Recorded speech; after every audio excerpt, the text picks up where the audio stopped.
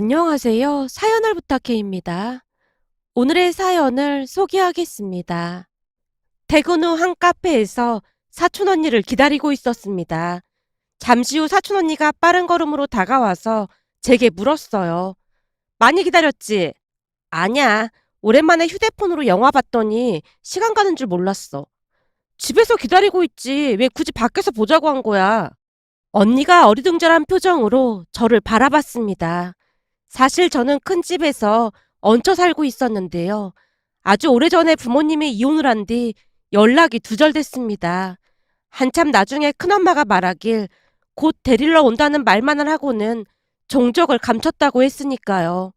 홀로 남겨진 저를 큰엄마 큰아빠가 친자식처럼 키워주셨는데 부모님 두 분 사이가 워낙 안 좋았던지라 그다지 보고 싶지도 않았습니다. 그 뒤 큰 집에서 살면서 대학까지 졸업했고 어느 날은 따로 나가 살겠다는 말을 꺼냈어요. 큰엄마, 나 이제 혼자 나가 살아도 될 것 같아요. 뭐? 나가 살다니? 왜 나가 살아? 큰엄마가 눈을 동그랗게 뜨고는 뚫어져라 바라봤습니다. 그 모습에 제가 죄송한 마음을 담아 말했어요. 그동안 이만큼 키워주신 것만 해도 엄청난 거잖아요. 벼룩도 낯짝이 있지 더 이상 피해드리면 안 될 것 같아서요. 얘가 갑자기 안 하던 존댓말까지 하면서 뭐라는 거야? 넌 우리 딸이야. 그러니까 결혼하기 전까지는 절대 못 내보내. 세상이 얼마나 험한데 널 혼자 내보내니? 너 혼자 내보내고 우리가 발이나 뻗고 잠이나 잘 수 있겠어? 그러니까 쓸데없는 소리 하지도 마. 큰엄마가 잔뜩 노려보는 모습에 다시 죄송스러운 마음이 들어 제가 입을 열었어요. 그럼 매달 생활비라도 받던지. 생활비도 안 받는다고 하니까 그런 거잖아. 딸한테 생활비 받는 부모가 어딨어. 네 언니 혜인이는 기생충처럼 살고 있는 거 안 보여? 원래 자식은 부모한테 그런 거야. 그러니까 쓸데없는 소리 하지 말고 돈 벌어서 여행도 다니고 그렇게 살아. 큰엄마 말에 눈시울이 붉어진 채 고개를 떨구고 말았는데요. 큰엄마가 제 등을 토닥이며 달래줬어요. 그리고 큰엄마란 말도 하지 말고 왠지 선을 긋는 것 같잖니. 그냥 하던 대로 하지. 오늘따라 갑자기 왜 이러는 거야? 우린 너 키우면서 단 한 번도 우리 자식이 아니라고 생각해 본 적 없어. 네 오빠랑 언니도 우리랑 같은 마음이고. 알고 있어. 근데 갑자기 왜 안 하던 짓을 하고 그래? 나도 내내 그런 생각 안 하고 살았는데 며칠 전 우리 회사에 결혼한 팀장이 그러더라고. 내 자식도 키우기 힘든데 남의 자식 키운 건 진짜 대단한 거라고. 그러면서 더 이상 패키치지 말고 나오는 게 맞는 거라는 말 듣고 마음이 많이 복잡해졌어. 참네. 그 팀장이란 인간은 왜 남의 집 일에 왈가왈부하고 그런다니? 그리고 넌 그런 말을 뭐하러 하고 다녔어? 그게 내가 카톡 배경화면에 우리 가족 사진 올려놨잖아. 근데 회식하다가 왠지 나만 안 닮은 것 같다고 하면서 장난식으로 출생의 비밀이 있는 거 아니냐고 묻길래 그냥 아무 생각 없이 말했다가 제가 다시 고개를 떨구고 있자 큰엄마가 다시 분노했습니다. 누가 그런 소리를 해? 네가 우리를 안 닮긴 왜 안 닮아? 다들 나를 쏙 빼닮았다고 하는데. 그러니까 다시는 그런 말 하지도 마. 그리고 네가 좋은 짝 만나서 결혼할 때까지 나가 사는 건 어림도 없어. 우리가 얼마나 귀하게 키웠는데 험한 세상에 널 혼자 내보내. 나 대학까지 졸업했는데 너무 온실안의 화초처럼 생각하는 거 아니야? 암튼 절대 안 되니까 두 번 다시 그런 말 꺼내지도 마. 그리고 그 큰엄마라는 말도 다시는 하지 말고 가끔 들어도 참 듣기 싫단 말이야. 라며 큰엄마가 다시 저를 노려봤습니다. 그 뒤 두 번 다시 큰엄마 큰아빠라는 말을 꺼내지 않았기에 엄마 아빠라는 말을 사용하겠습니다. 그렇게 우리 가족은 같이 여행도 다니고 여느 가족처럼 행복한 나날을 보냈어요. 그러던 중 회사에서 남자친구를 만나게 되었고 가족들 모두 엄청나게 환영하는 분위기였습니다. 제가 사진을 보여주자마자 엄마가 기쁨을 감추지 못했거든요. 이 사람이 너 신입사원 때 많이 도와줬다던 그 지훈이란 사람이지? 뭐야, 엄마 이름도 기억하고 있었던 거야? 당연하지. 그때 네가 힘들다고 어찌나 징징대던지 얼마나 노심초사했는지 몰라. 근데 이 왕자님 지훈이가 너를 딱 구해준 거잖아? 뭐? 왕자? 엄마, 그건 좀 진도를 너무 나갔는데 그 정도는 아니지. 아니긴 뭐가 아니야. 늦게까지 남아서 일도 가르쳐주고 실수한 것도 대신 혼나주고 대단한 거지. 거기다 인물도 아주 훤하다 훤해. 남자친구 사진을 뚫어져라 바라보던 엄마가 감탄을 하고 있었는데요. 가만히 지켜보던 언니가 어이없다는 듯이 대꾸했어요. 엄마, 언제는 사람 인성이 제일 중요하다며. 인물만 보면 안 된다며. 그야 당연히 인성이 중요하지. 근데 인물도 잘생기면 금상첨화 아니겠어? 눈도 선해 보이고 이 콧대가 아주 보통 콧대가 아니야. 언제 한번 집에 데리고 와봐. 엄마가 맛있는 거 해줄 테니까. 라며 엄마 얼굴에는 미소가 가득했습니다. 그 뒤 남친에게 사실을 알렸어요. 지훈 씨, 엄마가 집에 한번 놀러 오라고 하는데 같이 갈래? 당연하지. 효진이 너네 집에 갔다가 우리 집에도 가자. 우리 부모님도 엄청 궁금해 하시거든. 나도 당연하지. 우리 집은 주말 아무 때나 괜찮으니까 괜찮은 날 말해주면 집에 말해놓을게. 아참, 일요일은 봉사활동 때문에 안 되겠구나. 되도록이면 토요일에 시간 좀 내봐. 알았어. 그럼 셋째 주 토요일 어때? 괜찮을 것 같아. 그럼 지훈 씨네 집은 언제 갈까? 우리 집도 일요일은 교회에 가서 안 될 것 같아. 남친 입에서 교회라는 단어가 나오자마자 그대로 얼어붙어 버린 채 긴장된 목소리로 물었습니다. 지훈 씨 부모님 교회 다니시는 거야? 두 분이 교회에서 만나서 결혼하셨거든. 그래서 독실한 신자셔. 그동안 그런 말 없었잖아. 그럼 지훈 씨도 교회 다니는 거야? 근데 진짜 이상하네. 이상하다니 뭐가 이상하다는 거야? 아니, 주변에 보면 교회 다니는 사람들 엄청 티내고 다니던데 지훈 씨가 교회 다니는 줄은 전혀 몰랐거든. 남친의 말을 듣던 순간 당황하여 어쩔 줄을 몰라 하고 있었는데요. 남친이 다시 입을 열었어요. 부모님은 독실한 신자시긴 한데 난 그렇진 않거든. 그럼 지훈 씨는 교회 안 다닌다는 거야? 글쎄, 부모님은 같이 갔으면 하시는 것 같은데 갈 때도 있고 안 갈 때도 있고 그래. 라며 남친이 대수롭지 않게 대답했지만 제 입장에서는 마음이 무거울 수밖에 없었어요. 그 뒤 내내 불편한 기색으로 앉아있다 집으로 돌아왔는데요. 시간이 지날수록 마음이 심란해져 갔기에 언니에게 밖에서 따로 만나자고 연락을 했습니다. 언니와는 아주 각별한 사이로 비밀이 없이 지내곤 했고 그날도 언니에게 사실을 말하기 위해 밖에서 만났는데요.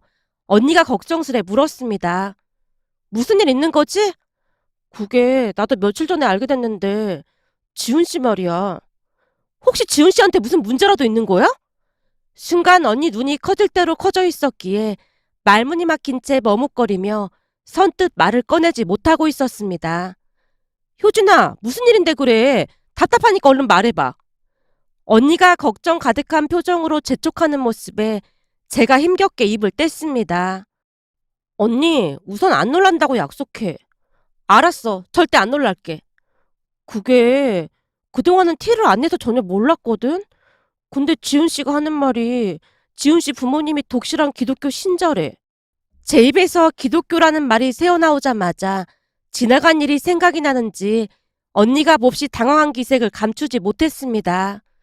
언니, 괜찮은 거야? 너 엄마 아빠한테 절대 말도 꺼내지도 마. 역시나 언니가 단호한 목소리로 말했어요. 그 모습에 머릿속이 복잡해질 수밖에 없었기에 제가 언니 눈치를 보며 다시 입을 열었어요. 근데 지훈 씨만 놓고 보면 진짜 어디 하나 나무랄 데가 없거든. 그때 나도 그랬던 거 벌써 잊었어? 그때 그 사람도 그랬는데 내가 어떤 치욕을 당했는지 벌써 잊은 거야? 순간 언니가 커피잔을 들어 올리고 있었는데요. 그 손이 미세하게 떨리고 있었습니다.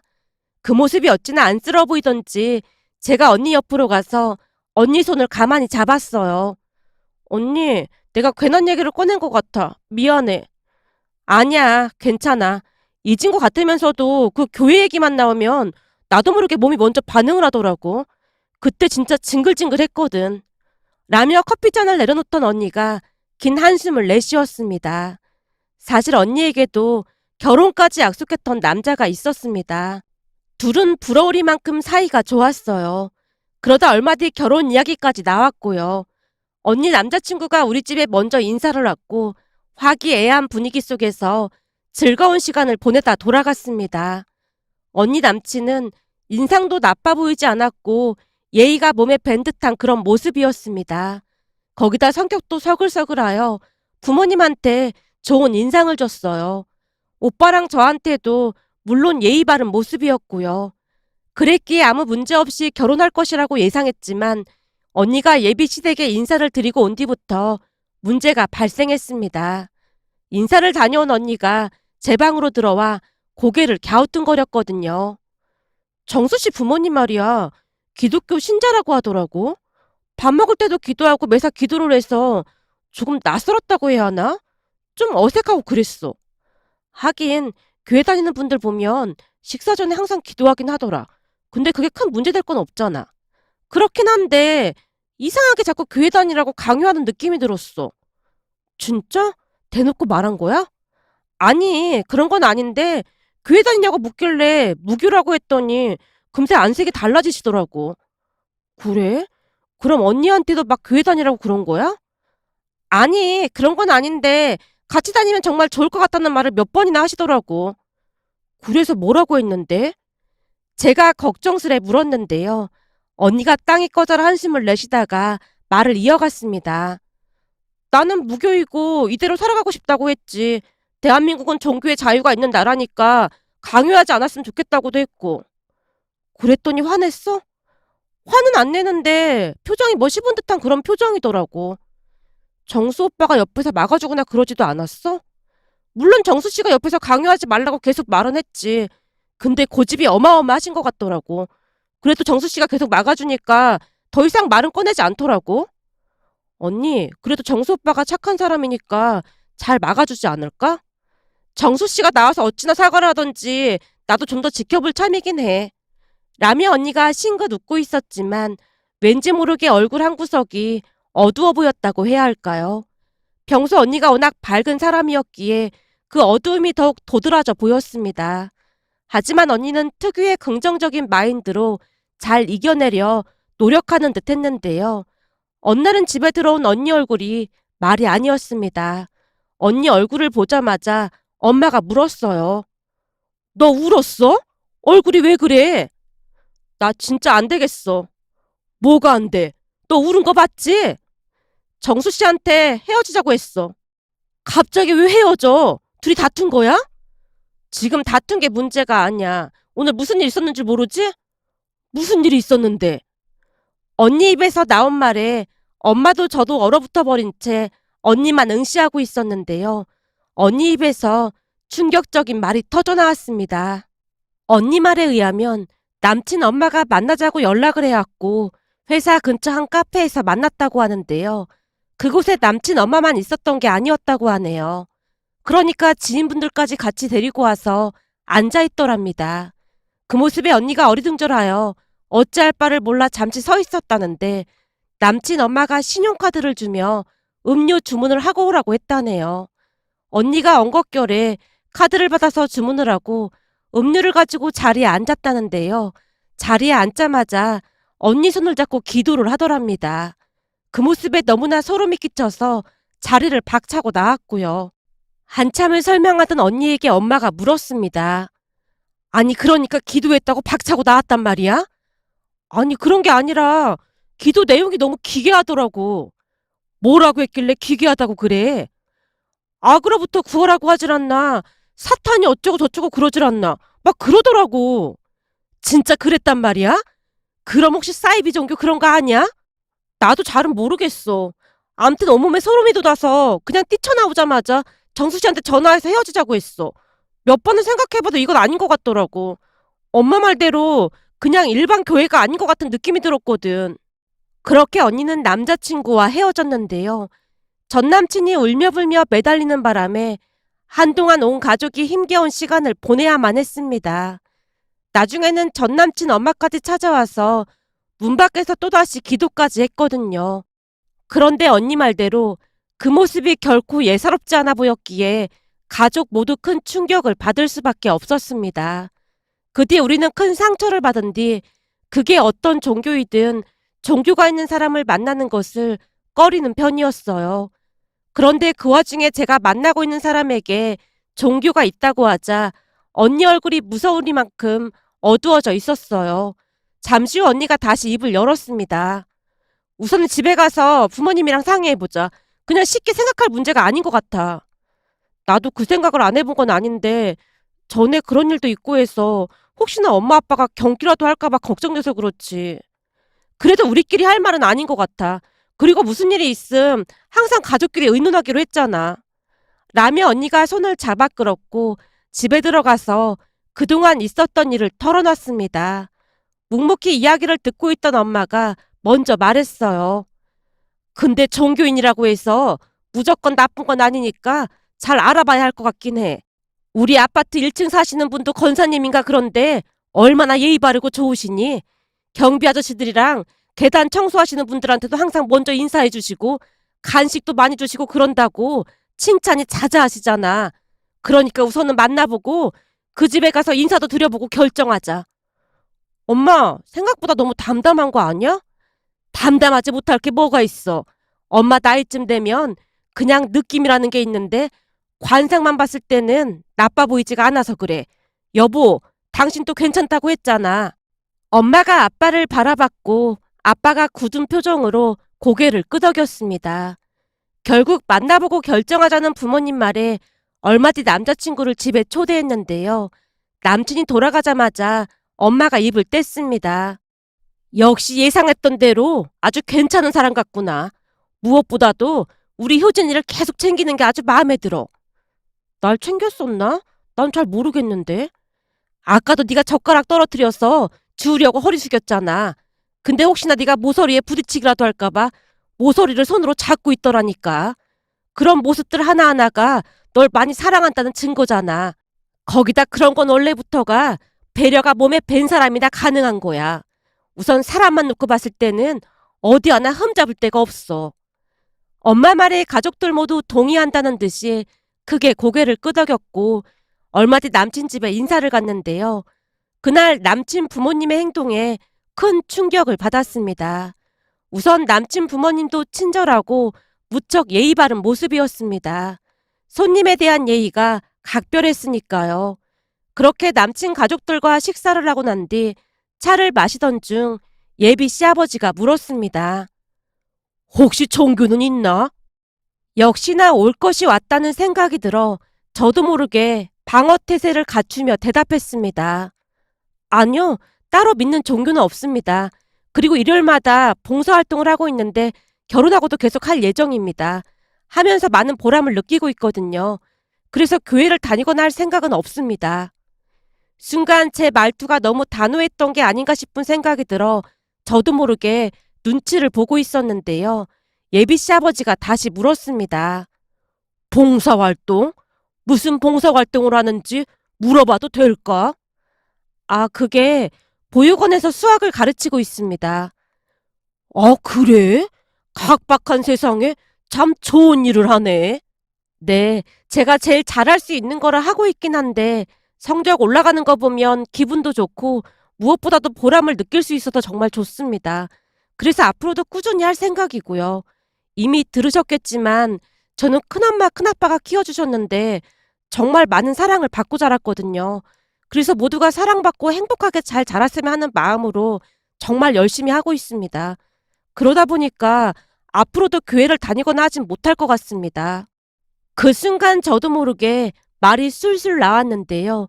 뜻밖에도 남친 아버지가 한박 웃음을 지으며 대답했습니다. 당연하지. 교회는 안 가도 된다. 지금도 예수님처럼 좋은 일 많이 하고 사는데 그게 교회 가는 것보다 훨씬 훌륭한 거지. 아주 마음에 들어. 합격이야, 합격. 네? 그럼 진짜 교회 안 다녀도 되는 거예요? 그럼 교회를 다니는 이유가 뭐겠니? 바르고 착하게 살라는 가르침을 배우러 가는 거잖니. 근데 효진이는 이미 몸소 실천하고 있는데 이미 가르침을 다 배운 거나 마찬가지 아니겠냐? 교회는 우리처럼 부족한 사람들이 가르침을 배우러 다니는 곳이야. 딱 보니 효진이가 아주 훌륭하게 잘 컸구나. 키워주신 엄마 아버지 인품을 안 봐도 그냥 알겠구나. 예비 시아버지가 큰엄마 큰아빠가 아니라 엄마 아버지라는 호칭을 사용하던 순간 저도 모르게 눈물이 쏟아져 나왔습니다. 예비 시어머니가 티슈를 건네며 제 등을 토닥여줬고요. 그 모습에 큰 감동을 받았는데요. 두 분 다 정말 좋은 분들임에 틀림이 없어 보였으니까요.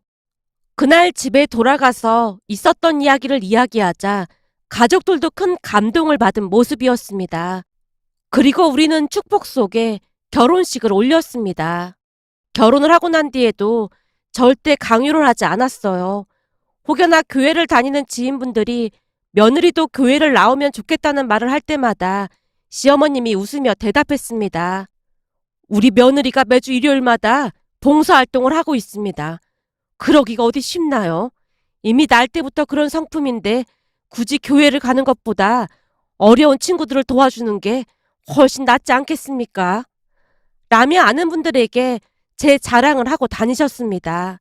그 모습에 조금 창피한 마음이 들기도 했지만 절대 강요하지 않고 존중해 주시는 두 분에게 감사한 마음뿐이랍니다. 그 모습에 행복한 마음이 들어 우리 부모님과 시부모님께 감사한 마음을 전하고자 이렇게 글 남겨봅니다. 오늘의 사연은 여기까지였습니다. 즐겁게 보셨다면 구독, 좋아요 부탁드립니다. 고맙습니다.